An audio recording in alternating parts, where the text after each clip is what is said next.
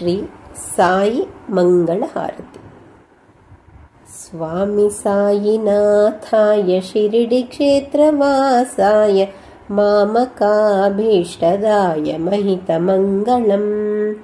స్వామి సాయినాథాయ షిరిడి క్షేత్రవాసాయ మామకాభీష్టదాయ మహితమంగళం.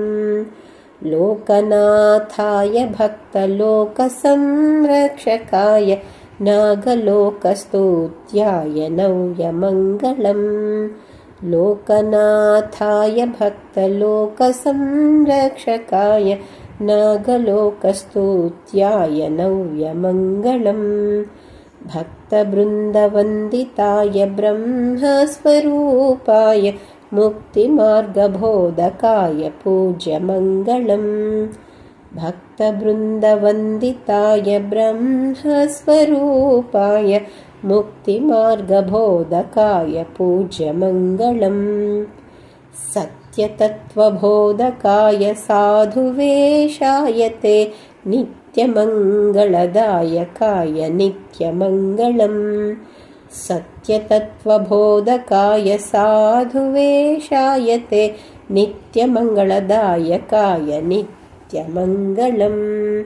స్వామి సాయినాథాయ షిరిడి క్షేత్రవాసాయ మామకాభీష్టదాయ మహితమంగళం. శ్రీ సాయి విభూతి మంత్రం. మహాగ్రాహపీడాం మహోత్పాతపీడాం మహారోగపీడాం మహాతీవ్రపీడాం హరత్యాశు చేద్వారకామాయి భస్మం. నమస్తే గురు శ్రేష్ఠ సాయీశ్వరాయ.